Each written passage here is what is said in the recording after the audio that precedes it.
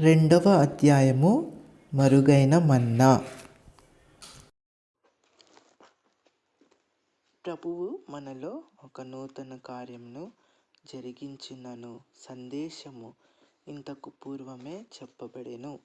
ఆ నూతన కార్యము ఇప్పుడో లేక తరువాతనో ఎప్పుడు జరిగించవలెనన్నది ప్రభువు పనియే. అయితే మనము ఎట్టిది శ్రద్ధ వహించెదమో దాని మీద కూడా ఈ విషయము ఆధారపడి ఉన్నది. పరిశుద్ధాత్మ ద్వారా ఈ మాటలను దేవుడు నీతో చెప్పుచున్నాడని నీవు నమ్మినట్లయితే ఆయన తన వాగ్దానమును నీ పట్ల నెరవేర్చును. దయచేసి ఈ మాటలను అల్పముగా ఎంచవద్దని మనవి చేయుచున్నాము. వాటి భావమేమై ఉండునో దానిని తెలియపరచుమని మోకాళ్ళ మీద నుండి ప్రభువును అడుగుము.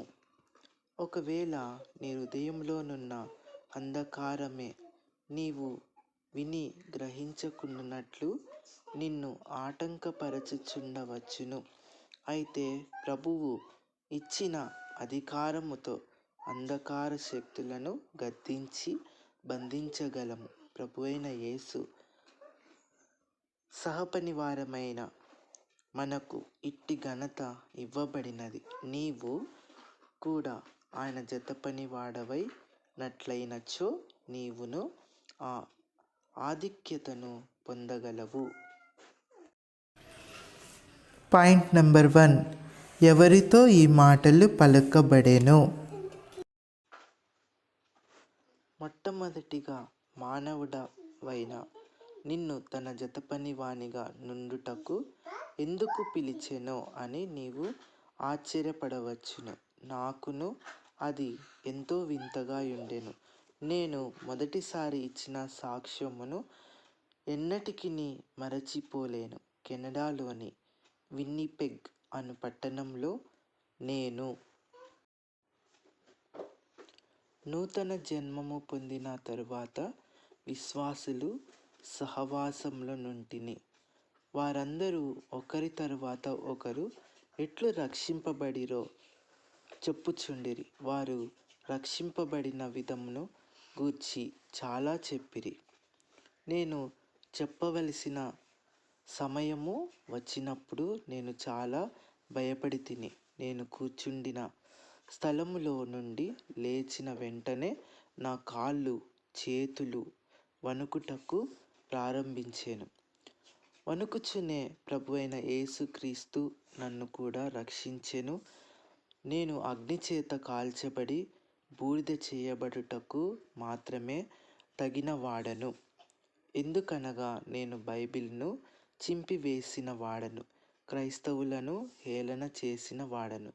అయినను ఆయన నన్ను కూడా రక్షించెను అని చెప్పితిని. ఇంత గొప్ప దేవుడు, బలమైన దేవుడు నాలాంటి దౌర్భాగ్యమైన, అపవిత్రమైన, భయంకరమైన పాపిని ఎలాగున రక్షించెను? దేవుడు పాపులను వెదకి రక్షించి తన తోటలో తన సహపనివారినిగా చేసుకొనవలెనని కోరుచున్నాడని బైబిల్ చెప్పుచున్నది. బైబిలులో అనేక చోట్ల ఈ విషయము చెప్పబడెను. ఉదాహరణగా 1 కొరింథీ 3:9లో మనము సజీవమైన బలమైన దేవుని జతపనివారమని చెప్పబడినది. ఆయన జతపనివారు ఎవరు కాగలరో చూచెదము.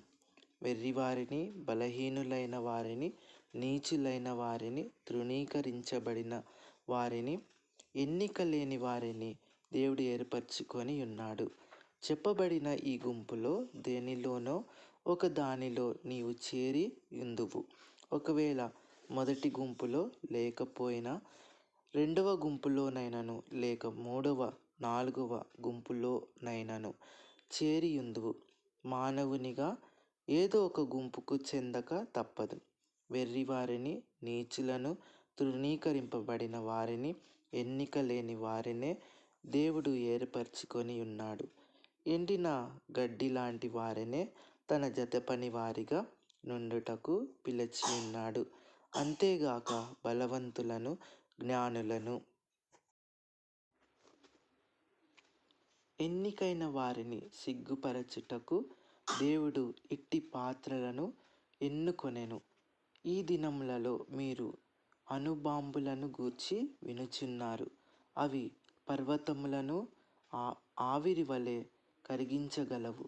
ఏది ఎక్కువ ఆశ్చర్యకరమైనది, అణుబాంబ లేక ఎండిన గడ్డియా? అణుబాంబు వలె ఈ అల్పమైన ఎండిన గడ్డి మొక్కలను దేవుడు వాడుకొనగలిగితే ఎండిన గడ్డే ఎక్కువ ఆశ్చర్యకరముగా నుండును. పాయింట్ నెంబర్ 2, పాత్ర సిద్ధపాటు.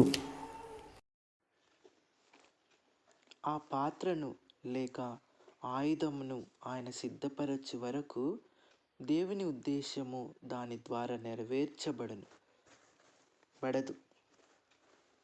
నిస్సందేహముగా తాను తలంచిన దానిని తనంతట తానే చేయగలడు. అయితే మన పట్ల ఆయనకున్న ప్రేమను బట్టి ఈ పరిచర్యకై మనలను సిద్ధపరచుచున్నాడు. దైవిక ప్రేమ అనగా ఏమో నీవు గ్రహించవలెను. మానవ ప్రేమకు కొలత ఒక్కటేయుండును. అయితే దేవుని ప్రేమకు 4 కొలతలు గలవు: పొడవు, వెడల్పు, ఎత్తు, లోతు. మానవ ప్రేమ కాల వ్యవధి కొన్ని సంవత్సరములు మాత్రమే. ఈ దినమున ప్రేమించుదువు, రేపు ద్వేషించుదువు. ఈ దినమున మీరు చాలా సన్నిహితమైన ప్రాణ స్నేహితులుగా నుండవచ్చును. కొన్ని సంవత్సరములైన పిమ్మట పరాయి వారి వలె ప్రవర్తించెదరు. అయితే దైవ ప్రేమ శాశ్వతమైనది, నిత్యమైనది. ఆ ప్రేమను అనుభవించవలెనన్న నీవు ఆత్మీయంగా ఎదగవలెను. అట్టి అనుభవమును మనము ఇప్పుడు పొందవలెనని దేవుడు కోరుచున్నాడు. పాయింట్ నెంబర్ 3, నూతన జీవము ఇవ్వబడుట. ఇప్పుడు ఈ వాక్యమును గమనించుడి. ఇదిగో నేనొక నూతన క్రియ చేయుచున్నాను. నేను అరణ్యములో త్రోవ కలుగజేయుచున్నాను, ఎడారిలో నదులను పారజేయుచున్నాను. యెషయా 43:19. నీవు నూతన జీవము అనగా ఏమో నేర్చుకొనినచో ఎట్టి అనుభవమును పొందుదువు. బహుశా నీ జీవితము ఇప్పుడు ఎడారి వలె లేక అరణ్యము వలె నుండి ఉండవచ్చును. నీకు ఎన్ని తలాంతులు, వరములు ఉండినప్పటికీ, సామర్థ్యము గలవాడవైనప్పటికీ నీ జీవితము నిస్సారముగా నుండవచ్చును. ఎవరైనను నిన్ను నీవు ఎందుకు ఈ లోకంలో జన్మించితివి అని అడిగినట్లయినా నీవు ఏమి చెప్పుదువు? పెద్దవాడనై వివాహమాడి తదుపరి ఒకనాడు మరణించుటకే జన్మించితినని చెప్పుదువా? లేక విద్యావంతుడనై అనగా BA లేక MA డిగ్రీలు సంపాదించి పిమ్మట చనిపోవుదును అని అవివేకి వలె చెప్పుదువా? లేక ఏ పార్లమెంటు సభ్యుడును గానో ఒక ఉన్నత పదవిని అందుకొనిన తరువాత మరణించుదును అని చెప్పుదువా? ఒకవేళ ఇట్లు తలంచుచుండినట్లయితే నీవు ఇంకను అరణ్యములోనే నివసించుచున్నావు. నీవు ఎవరో, ఏమైయున్నావో, ఎక్కడనున్నావో ఎరుగలేకయున్నావు. అడవిలోని జంతువులు ఇటు అటు తిరుగుచున్న రీతిగానే నీవు కూడా తిరుగుచున్నావు. నీకు ధైర్యము, పనిలో నిపుణత, జ్ఞానము ఎంతగా ఉండినప్పటికీ నీవు ఇంకను అరణ్యములోనే ఉన్నావు. అయితే ఇప్పుడు జీవము గల దేవుడు నీలో నూతన కార్యం చేయవలెనని కోరుచున్నాడు. నదులలో త్రోవ కలుగజేయవలెనని కోరుచున్నాడు. అప్పుడు నీవు ఆయన అనుమతి, ఆజ్ఞ, పరలోక శక్తి స్వాధీనంలో లేకుండా ఒక అడుగు కూడా వేయజాలవు. అప్పుడు నీవు పలికిన ప్రతి మాట, చేసిన ప్రతి పని నిత్యత్వము వరకు నిలచియుండు ఫలమునిచ్చును. ప్రభువైన యేసుక్రీస్తును తమ రక్షకునిగా అంగీకరించి ఆయన చేత ఏర్పరచుకొనబడిన ప్రతి ఒక్కరి ఆధిక్యత ఇదియే. వారు ఎన్నటెన్నటికిని ఆయన వారు ఈ భూమిపై నుండియే నూతన జీవమును పొందినవారు. పాయింట్ నెంబర్ 4, నూతన జీవము మనలో అభివృద్ధి నొందుటకై ప్రభువు చేసిన ఏర్పాటు. ఇప్పుడు నూతన జీవము పొందిన వారు కూడా నేర్చుకొనవలసిన విషయములు చాలా ఉన్నవి.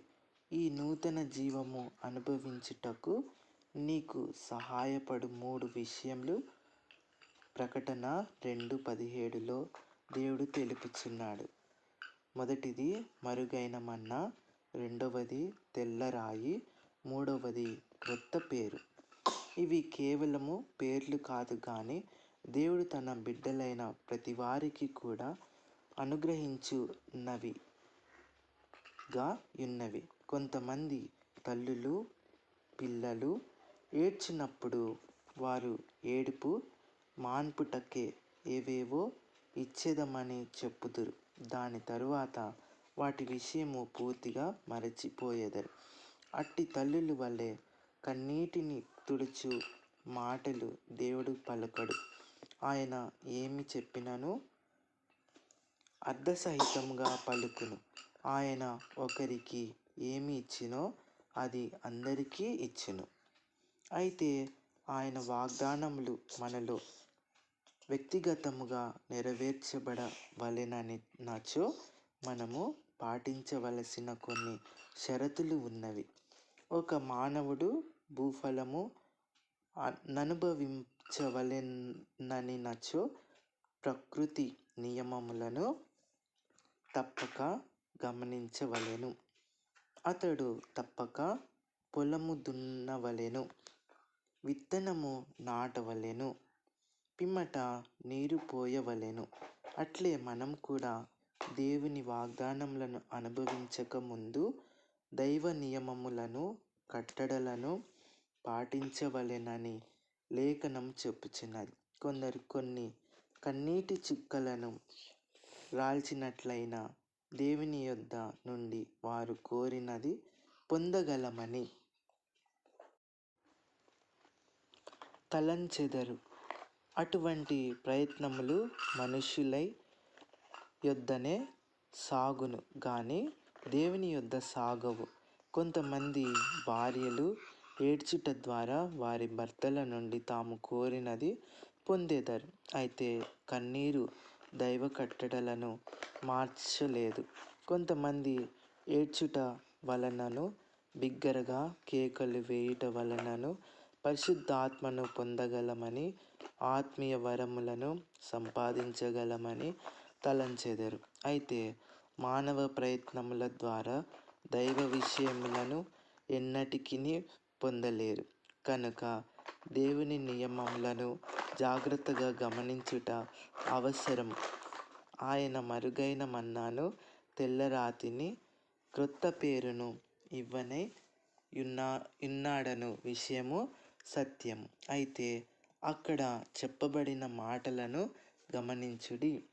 జయించువాడు అన్నీ చెప్పబడినది. మనము ఈ మాటలను ఎంతగా అర్థం చేసుకొనెదమో అంతగా ఈ 3 విషయములను అనుభవించగలము. పాయింట్ నెంబర్ 5, మన ప్రత్యేక అవసరతకు సరిపోయిన ప్రభువు ఏర్పాటు. ప్రకటన 2:13లో ఇట్లు చెప్పబడినది: సాతాను సింహాసనమున్న స్థలములో నీవు కాపురమున్నావని నేనెరుగుదును. నీవు ఇట్లు తలంచుచుండవచ్చును, నా జీవితంలోని పరిస్థితులు పూర్తిగా వేరైనవి. నా జీవితం లాంటి జీవితం ఎవరికిని యుండదు. నా లాంటి వారు జీవితంలో దేవుని వాగ్దానములు ఎట్లు నెరవేరగలవు? యేసు ప్రభు నా పాపము క్షమించెను, అందులో సందేహము లేదు. అయితే పాప స్వభావం కలిగిన నాలో ఈ వాగ్దానములు ఎట్లు నెరవేరగలవు? అయితే ప్రభువు ఇట్లు చెప్పుచున్నాడు, నీవు నివసించు స్థలమును నేను ఎరుగుదును. అక్కడ అంధకార శక్తులు, దుష్టశక్తులు బహుచురుకుగా పనిచేయుచున్నవని కూడా నేను ఎరుగుదును. అయినను అట్టి స్థలములోనే నీవు నా స్వరమును విని నన్ను ఆవరించు కష్టముల నన్నిటినీ నీవు జయించినచో నేను ఈ మూడింటిని నీకిచ్చేదను. మొట్టమొదటిగా నీవు జయించలేని ఏ శోధనను కూడా ప్రభువు నీ జీవితంలోనికి రానివ్వడని ఎరుగుము. 1 కొరింథీ 10:13. చిన్న బిడ్డ వలె దేవుని వాక్యమును విశ్వసించుము. నీవు యవనస్తుడవైనను, వృద్ధుడవైనను, పురుషునివైనను, స్త్రీవైనను, ఎటువంటి శోధనలో నీవు వెళ్ళుచున్నను, ప్రపంచములో ఏ మారుమూలలో ఉన్నప్పటికీ ప్రభువు నీకిచ్చు మాట ఇదే: నీ ఎదుటనున్న ఆ శోధన నుండి తప్పించుకొను మార్గము ప్రభు కలుగజేయును. ఆ మార్గమును తెలుసుకొనే హక్కు నీకివ్వబడినది. అదే సమయములో మరుగైన మన్నాను, తెల్లరాతిని, క్రొత్త పేరును నీవు వెదకిన ఎడల శత్రువు ఎదిరించు మార్గములన్నింటి నుండి తప్పించుకునే మార్గమును కనుగొనగలవు. పాయింట్ నెంబర్ 6, మరుగైన మన్నా. ఈ మూడింటిలో మొదటి దానిని గమనించెదము. మొట్టమొదట దేవుని ప్రజలు ఐగుప్తు నుండి కానాను దేశమునకు వెళ్ళినప్పుడు వారికి ఆహారముగా మన్నా ఇవ్వబడెను. నిర్గమాకాండం 16:5. ప్రతి ఉదయమున సూర్యోదయమునకు ముందుగానే దేవుడు పరలోకము నుండి ఆహారమును పంపెడివాడు. ఈ చిన్న గింజల లాంటి పదార్థముకై వారు కష్టపడనవసరము లేదు, భూమిని దున్ననవసరము లేదు. అయితే దినమంతయు వారి పనికై కావలసిన బలమునిచ్చుటకు ప్రతి ఉదయము పరలోకం నుండి ఆహారం ఇవ్వబడెను.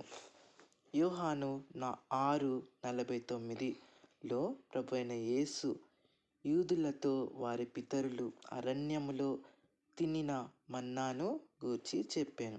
ప్రతి ఉదయమున వారు ఈ మన్నాను తినినను, వారు దాని ద్వారా బలము నొందినను, అది వారికి నిత్య జీవమునివ్వలేకపోయెను. అయితే జీవాహారమును ప్రభువు మాత్రమే ఇవ్వగలడు. అయితే జీవాహారము ప్రభువును భుజించువారే నిత్యము జీవించుదురు. ఆరంభములో ఆయన 5,000 మందికి ఆహారం పెట్టిన సూచక క్రియను చూచి జనులు గుంపులు గుంపులుగా ఆయన యొద్దకు వచ్చిరి. అయితే మన్నా కంటే శ్రేష్టమైన జీవాహారమును గూర్చి ఆయన వారితో చెప్పిన వెంటనే అనేకులు అభ్యంతరపడి ఆయనను విడిచిపోయిరి. వారు యేసు ప్రభువు పరలోకము నుండి వచ్చెననియు, మరణము మీదను అంధకార శక్తుల మీదను ఆయనకు అధికారము కలదనియు ఎరిగియుండిరి. అట్టి ప్రభువును గూర్చి వారు అభ్యంతరపడిరి. వారు గ్రుడ్డివారు, ఆ మాటలను అర్థం చేసుకొనుటకు నిరాకరించిరి. పాయింట్ నెంబర్ 7, మానవ స్వభావము మరుగైన సంగతులను కోరదు, బాహ్యమైన సూచనలనే కోరును. నీవు కూడా నీ అనుభవంలో దీనిని చూచియుందువు. ఏదో ఒక విధముగా అసాధారణమైన ఏదో గొప్ప సూచక క్రియను నీ జీవితంలో చూడవలెనను కోరుదువు. నేను కెనడాలో క్రైస్తవ సేవను ప్రారంభించినప్పుడు ఒక ఆత్మీయ వరమును పొందినట్లయినను, అయినా దేవుడు నా ద్వారా బలముగా లోతుగా పని జరిగించగలడని తలంచెడి వాడను. సూచక క్రియలు అద్భుతములు జరిగించబడవలెనని కోరెడి వాడను. అట్లే ఆయన కృపతో అద్భుతములు జరిగించబడు స్థలములకు నన్ను నడిపించెను. అయితే కొంతకాలము గడిచిన పిమ్మట ఆ అద్భుతములను గావించిన వారే పాపములో అంధకారములో జీవించుట గమనించి తిని. కనుక మానవుడు తలంచిన రీతిగా కోరిన రీతిగా బాహ్య సూచనల ద్వారా తన కార్యమును జరిగించాడని గ్రహించి తిని. మనకు తెలియని రీతిలో మౌనముగా కార్యమును జరిగించును. ఆయన కునుకడు, నిద్రించడు. సహజముగా మనము ఆహారము, వస్త్రముల వంటి బాహ్య వస్తువుల మీద ఆధారపడుదుము. అట్లే బాహ్య సూచనలను చూడవలెనను కోరిక సహజంగా కలుగును. విశ్వాసులు కూడా బాహ్య విషయములనే మనస్కరించుచున్నారు. కూటములకు వెళ్ళుట ద్వారా, మంచి ప్రసంగములు వినుట ద్వారా, మంచి ఉపదేశమును పొందుట ద్వారా, వ్యక్తులను కలుసుకొనుట ద్వారా ఆత్మీయంగా బలవంతుల మగుదుమని తలంచెదరు. అట్లు తలంచుచు ఆత్మీయంగా దరిద్రులగుదురు. ఎందుకనగా మరుగైన మన్నాను భుజించుట వారు ఎరుగరు. Point number 8. మరుగైన మన్నా యేసుక్రీస్తే. మరుగైన మన్నా యేసుక్రీస్తు ప్రభువే. ఆయన యొద్ద మౌనముగా రహస్యముగా కనిపెట్టిన ఎడల ఆయనను భుజించగలవు. ఒకేసారి కొన్ని గంటలు కూర్చొని బైబిల్ చదువుట సాధ్యమే. కొన్ని గంటల పాటు ప్రార్థించవచ్చును కూడా. అనేక స్థలములలో ప్రార్థించవచ్చును. అయినను నీవు ఓడిపోయిన వాడవుగా నున్నట్లు కనుగొందువు. నీవు ఖాళీగానే ఉన్నట్లు తెలుసుకొందువు. నీవు ప్రభు యొద్దకు రహస్యంగా వెళ్ళినప్పుడును ఆయన యొద్దకు అనేక మానవులను విన్నపములను తీసుకొని వెళ్ళుదువా? ఆయనను కొనియాడుచు స్తుతించుటలో ఎంత సమయము గడిపెదవు? ఆయన యొద్దకు వెళ్ళినప్పుడు ఆరాధనలో బహుకొద్ది సమయమును గడుపుచున్నావా? బహుశా ఆరాధనలో నీవు బహుకొద్ది సమయమును గడిపి మానవులను విన్నవించుటలోనే అధిక సమయమును గడుపుచుండవచ్చును. అయితే ఆయనను కొనియాడి ఆరాధించుటయే ఆయనను భుజించుట, పానము చేయుటయే ఉన్నది. ఆయనను భుజించుట ద్వారా, పానము చేయుట ద్వారా ఆయన నుండి నూతన జీవమును పొందుదుము. మరుగైన మన్నాలోని రహస్యమును ఎరుగుట ద్వారానే నీవు సహజమైన భూలోక సంబంధమైన కోరికలన్నిటిని నుండి విడిపించబడెదవు. అంతేగాక నీకు చాలా బైబిలు జ్ఞానం కలదను అతిశయము నుండి కూడా విడిపించబడుదువు. నా క్రైస్తవ జీవితారంభములో బైబిల్లోని అనేక వచనములను కంఠస్థము చేయుట ద్వారా చాలా బైబిల్ జ్ఞానం సంపాదించుకొనగలననియు, దానిని బట్టి నేను ఆత్మీయంగా బలాఢ్యుడను కాగలనని తలంచితిని. అయితే ఆత్మీయంగా ఎంతో ఆకలి చెందుచుంటిని. మరుగైన మన్నా బైబిలు జ్ఞానం సంపాదించుటకు కాదు, ఆయనను కొనియాడి ఆరాధించుట ఎప్పుడు నేర్చుకొంటినో, ఎప్పుడు ప్రభువు నాకు జీవాహారమాయెనో అప్పుడే నా ఆకలి తీర్చబడెను. అప్పుడే నేను తృప్తి చెందితిని. Point number 9. మరుగైన మన్నా నిండు తృప్తిని కలిగించును. మరుగైన మన్నాయే అపవాది నుండి నిన్ను రక్షించి వాని తంత్రములన్నింటి నుండి నిన్ను కాపాడును. శత్రువు ఎప్పుడునూ పురుషుల ద్వారానో, స్త్రీల ద్వారానో, పేరు ప్రతిష్ఠిత పొందవలెననే కోరిక ద్వారానో రమ్యముగా ఆకర్షణీయముగా కనిపించు దేని ద్వారానో నిన్ను శోధించవలెనని ప్రయత్నించును. అవి అన్నీయు ఎంతో మంచివిగా కనబడుచున్నావని ఈనాడు కూడా నీవు భావించవచ్చును. అయితే నీవు మరుగైన మన్నా ద్వారా తృప్తి చెందినప్పుడు అట్టి వాటిని కనీసము చూచుటకు కూడా ఇష్టపడవు. ఆయన యొద్దకు నీవు వచ్చినట్లయితే నీవు ఎన్నటెన్నటికి ఆకలి చెందవనియు దప్పిగొనవనియు యోహాను 6:35లో ప్రభు చెప్పెను. ఈ మాటలు సత్యమైనవి.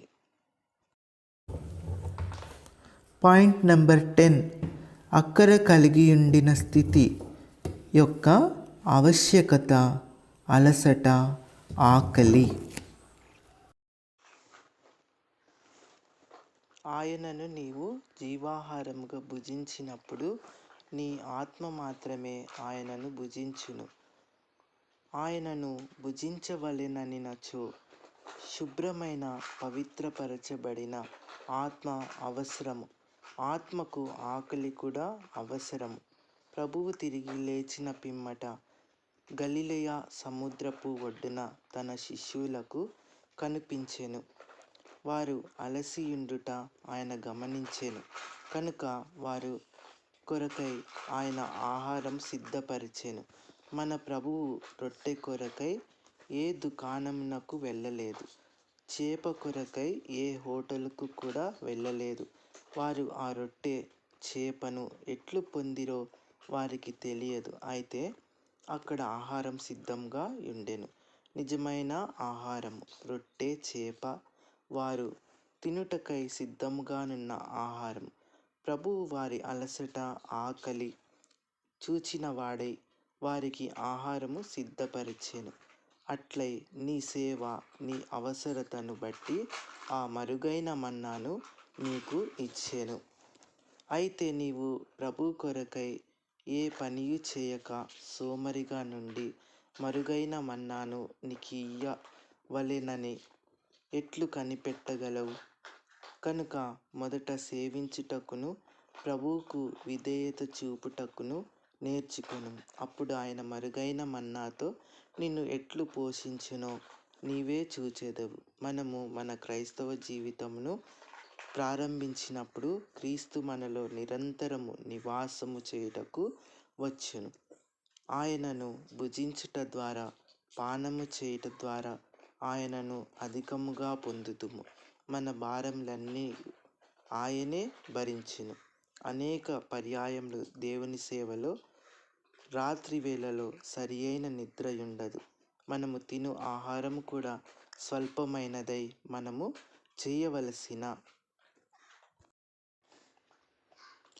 పనికి కావలసినంత బలము నివ్వలేనిదై ఉన్నది. అయినను దేవుడిచ్చిన పని నెరవేర్చుటకు కావలసిన బలమును శక్తిని దేవుడు అనుగ్రహించుట మనము అనుభవించుచున్నాము. మరుగైన మన్నాతో ఆయన మనలను పోషించును. మనము ఎక్కడ ఎట్టి పరిస్థితులలో జీవించుచున్నామో అది దేవునికి తెలియను. మనము ఎదుర్కొను కష్టములను కూడా ఆయన ఎరిగియున్నాడు. కనుకనే జీవాహారమైన ఆయన యొద్దకు మనము రావలెనని ప్రభు కోరుచున్నాడు. ప్రయత్నించి చూడుము, అవిధేయుడవుగా నుండకుము. అట్లు చేసిన తర్వాత ఎట్లుండునో చూడుము. పరలోకం నుండి వచ్చిన మన్నా నిజమైన ఆహారము, మన యేసుక్రీస్తు ప్రభువే. ఆ మన్నా ఎట్లు చేయబడెనో ఎట్లు వచ్చెనో మనమెరుగము. అయితే అది పరలోకము నుండి వచ్చెను. ప్రజలు దానిని భుజించిరి, బలము నొందిరి. జీవాహారమును పొందుట నిజముగా ఎంతో ధన్యత. ఆయనను భుజించవలెననిన ఎడల నీలో ఆకలియుండవలెను. బైబిల్ జ్ఞానం కొరకు లేక అద్భుతములు లేక సూచక క్రియల కొరకై ఆకలియుండుట సాధ్యమే. అయితే ప్రభువు కొరకైన ఆకలి చాలా అరుదు. అందుచేతనే నీవు సాతానుచే సులభముగా ఓడించబడుచున్నావు. సాతానును జయించి విజయము నొందగోరుచున్నావా? అయితే నీ కొరకైన దేవుని ఏర్పాటు ఇదే, మరుగైన మన్నా. దేవుడు నీలో నూతన కార్యము చేయవలెనని కోరుచున్నాడు. నీవు ఎక్కడికి వెళ్ళినను నీవు ఉదయము, మధ్యాహ్నం, సాయంకాలం మంచి ఆహారం అనుగ్రహించును. కెనడాలో నేను మార్చబడిన తరువాత నా యొద్ద డబ్బులు లేకుండెను కనుక హోటలులో నేను ఒక వంటవానిగా పని చేయవలసి వచ్చెను. దాని కొరకై ప్రతి ఉదయము ప్రార్థించెడి వాడెను. ప్రతి వంటకములోను పదార్థములు ఏ పరిమాణములో చేయవలెనోయని ప్రార్థించెడి వాడెను. అట్లు ప్రార్థన చేసి వంట చేసేడి వాడెను. ఆహారం ఎంతో రుచిగా నుండెడిది, కమ్మని వాసన కూడా వచ్చుచుండెడిది. ప్రజలందరూ నేను అనుభవం గల, నిపుణత గల వంటవాడినని తలంచెడి వారు. నేను వంట చేయు విధమును గూర్చి తెలుసుకొనిడి వారు. మామూలు ఆహారం చేయుటకే ప్రభువు ఇట్టి సామర్థ్యమునిచ్చినచో, నీ ఆకలి దప్పులు తీర్చు జీవాహారమును ఎంత ఎక్కువగా నీకివ్వగలడు. ఆ జీవాహారమును భుజించుట ద్వారా దేవుని వాక్యము కొరకై నీలో నూతన రుచి, నూతన ప్రేమ, నూతన ఆకలి కలుగును. ఈ విధముగా ఆయన తన వాగ్దానమును నెరవేర్చును. ఇదిగో నేనొక నూతన క్రియ చేయుచున్నాను. అరణ్యములో త్రోవను కలుగజేయుచున్నాను, ఎడారిలో నదులు పారజేయుచున్నాను. యెషయా 43:19. 3వ అధ్యాయము తెల్లరాయి. ఈ యొక్క వీడియోను మరొక వీడియోలో వినటానికి ప్రభు మనకు సహాయం దయచేయును గాక. దేవుడు మిమ్మలను ఆశీర్వదించును గాక. ఆమెన్.